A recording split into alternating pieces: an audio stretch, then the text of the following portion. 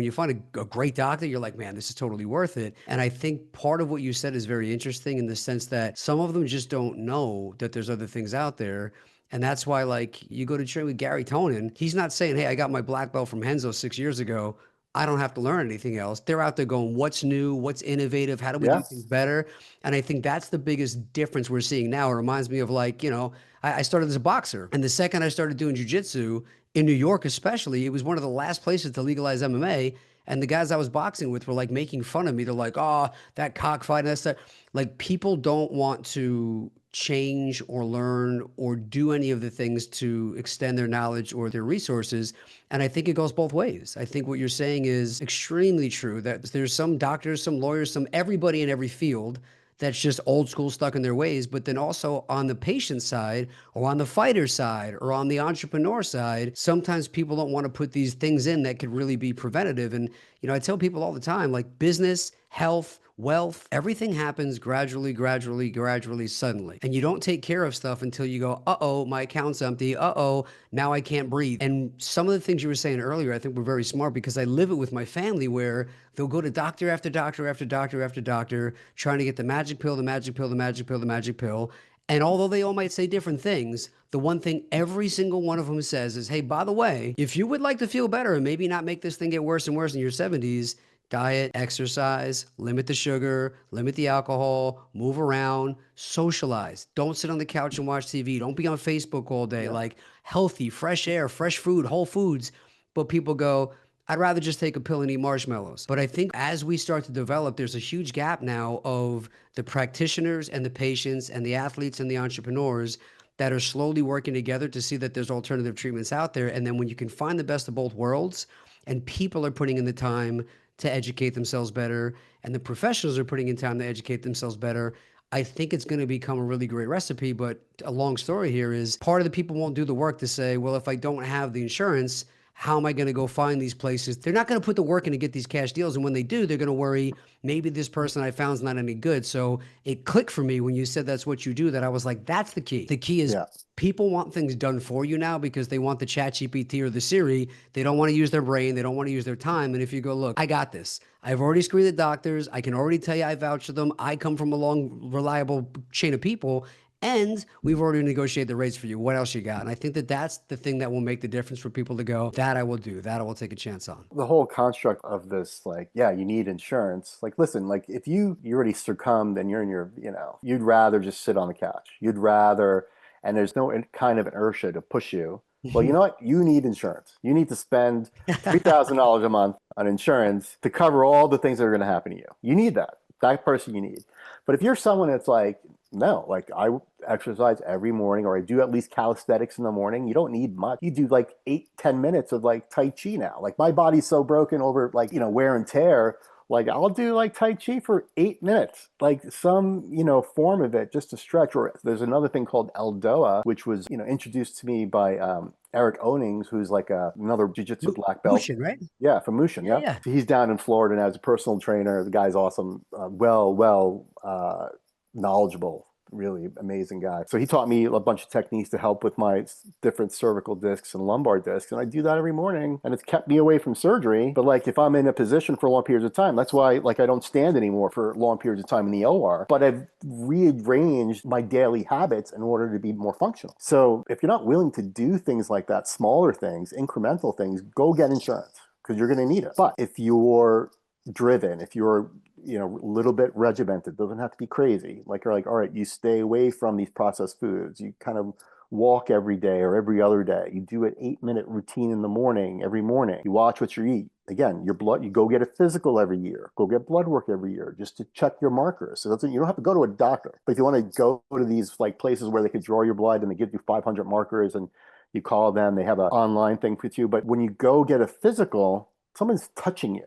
Like, that's different, right? When you go see like my primary care doctor, we pay for it, right? Like, because there's not a lot of great primary care docs anymore. They're all joint hospital systems, but the private guys, they'll check your thyroid. They'll do an exam. Like, they'll feel things, and they're like, you know what? Like, they have a conversation with you. They know you. So they'll tell When you go to the same doctor year over year, they have the record, they look at you, or you have a conversation, say you need some blood work every 3 to 6 months because your cholesterol's high. They're talking to you every time. So they notice the changes. And that's the value prop, which we've lost in medicine, right? Like now, a lot of it was really on the physical exam in medicine, psychosocial, having conversations, having the time to do that. When you deal with these docs that are just, now out of network, not taking insurance, but we can negotiate a rate, they spend more time with you because they have the time, right? This is the difference between how healthcare is where we're getting now, where it's like, all right, you want to beat someone in network and use your insurance? All right, great. You're going to go. It's a 10-minute, 15-minute appointment.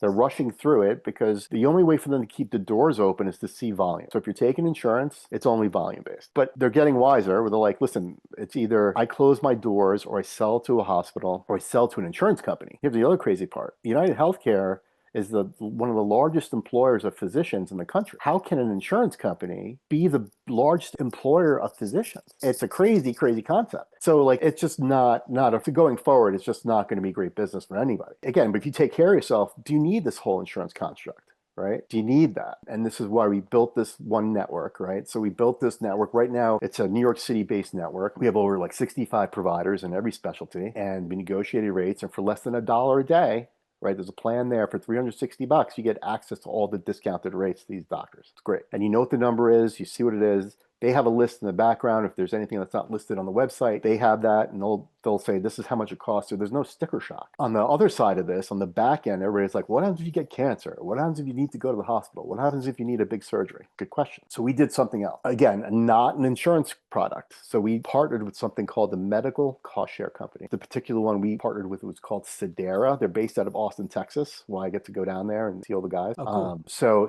Medical Cost Share is a concept that was developed in the early 1900s in Middle America. Very common, mostly in Texas and the South, going up the swath of medical cost shares aren't big on the coast. But you could picture this now in the early 1900s. It's like you're in a church tent, Christian ministries, right? You're in one of these church revival tents. And at the end of every sermon, you put money in the kitty. They pass around the kitty, basket. You put money into it. It goes in the church. But the church was smart. If someone from the parish would get sick or ill, they would take them to the doctor. They negotiate the rate with the doctor, and then they pay that doctor's visit out of the kitty money. So what did that do? It did a few things. It did ensured fidelity for the church. Like a healthy churchgoer is someone that keeps donating. Now they make money off their real estate, right? They're tax exempt and they can make money off real estate. And the churchgoer, they're like, hey, this is great. I go to church, I get community, and I'm getting healthcare, right? So fast forward 100 years till today, you don't have to be religious to join these things. So they're non-religious cost share companies. And the one that we partnered with, again, is a company called Sedera. And the way it works is every month you do a monthly contribution. So if you look at the numbers, you can go on the website and then you can see like hit medical cost share and hit estimates. And they ask you some basic questions, but basically you contribute every month into this pool of money, right? Just like back it was 100 years ago. And if you need to utilize, like to have some of your bills shared, right? You'd upload that into the portal. They would make sure that it meets the guidelines. And then they would negotiate with the provider. And then they would say, okay, we negotiated the rate. We're going to pay you. We're going to send you the money, and then you pay the doctor. They're not payers. You have to watch of the way that you use the verbiage. But for instance, they have something called an IUA. It's an individual insurable amount. So this particular one, you either pick $5,000 or $500. So for every medical problem that happens, you have to hit that minimum first. Once you hit that, you can upload the bills to the medical cost share. And if it's an elective surgery, say you need a hip replacement or you got hurt, and you tore your ACL, you can use the people in our network, in that FixCare network, especially in the city. They know how much it is. Say it's like $11,000 for your ACL surgery, all in with the follow-ups and everything. You send that bill to the medical cost share. They'll say, okay, this is a pretty good price, but use somebody in our second opinion network. And if they agree, and they'll pay you, they'll give you $250 off of your deductible. That's like paying you. You go get the second opinion. If they also agree, they'll be like, fine, we'll just help you share with the cost, and they'll share up to 100% of that cost. So it's a cool kind of concept for these things, especially for, the grappling and jiu-jitsu type community. But even there are reports where Sedera, they've been in operation in over 10 years, had never not shared in someone's medical bills. So people would have, gallbladder cancer that would need like a $500,000 surgery. They would help, with people's cancer care. Like they do help share in the cost for these things. And, when you talk about people's insurances and like, well, insurance covers all that. Well, not really.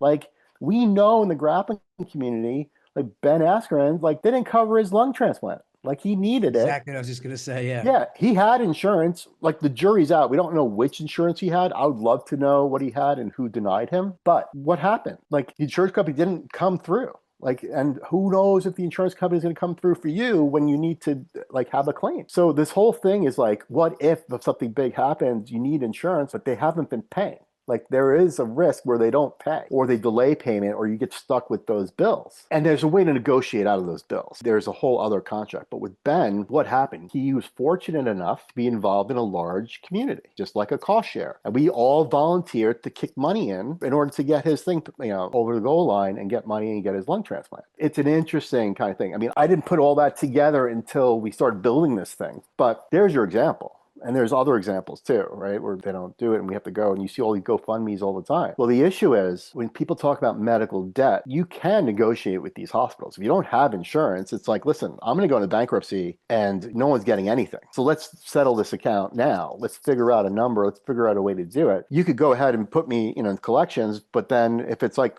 $200,000, well, you know what? We're going to go into bankruptcy. Or let's work something out and get this like reduced to a reasonable number because 90+% of the hospitals out here are non-for-profit. They're nonprofits. Like the gall of a nonprofit institution sending somebody to collections for medical care and they get a tax break from the government is insane.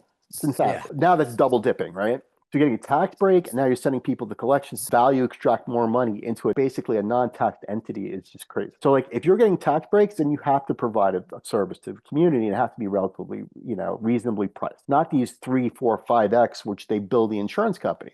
Right. So here's a perfect example. Say you don't have insurance, right? Or you have a medical cost share. This is really how it works. You feel abdominal pain, right? You're like, oh man, this is not great. Like I have to go to the hospital. Like I'm vomiting. Like this is horrible. Maybe I have an appendicitis. You go into the hospital, go into Cook County, wherever, any kind of hospital over in Chicago, and you say, all right, I have really bad pain. I think I have an appendicitis. They'll say, okay, what's your insurance? You're like, listen, I don't have insurance. Here's $100. Like, bill me. Like, I'll pay like once the bills come in. Like, I need to get this sorted out. And they're not going to turn you away. You get worked up. All right, it's an appendix issue. They get the CAT scan, you go in, they need surgery, you have complications, but you're in the hospital now for 2-3 weeks.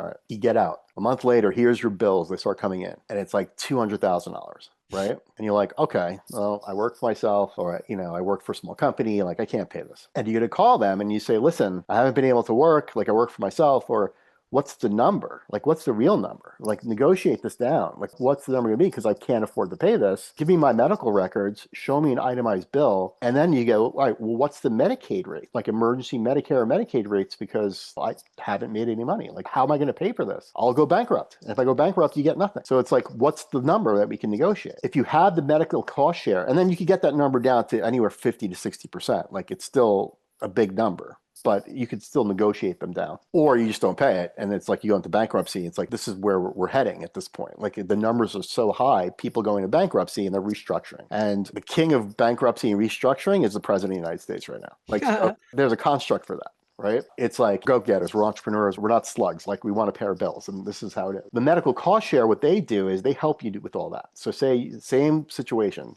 belly pain, surgery, $200,000, you get out. You picked your individual insurable amount. Say you picked $5,000. After $5,000, everything can be sent to the medical cost share company. So you send the bills to them. They negotiate with the hospital on your behalf because they have 10 years of data, what they really accepted over the years for people who had insurance or Medicaid rates. They actually pay around Medicaid rates. And then they get to a number. They call the member, say, hey, we negotiated your $200,000 bill to $30,000. We're going to send you the funds to pay your bill. They send the money electronically to the member. The member's responsibility, it's on them to pay the doctor or pay the hospital. And then that's the construct, right? But the best part of this is like almost like a catastrophic plan, right? So it's for bigger ticket items. It's not insurance, but they help with bigger ticket items. Something like that, if you're, between your 30s and 40s and you're healthy and you have no comorbidities at a $5,000 individual insurable amount, it's like $250 a month. Nice.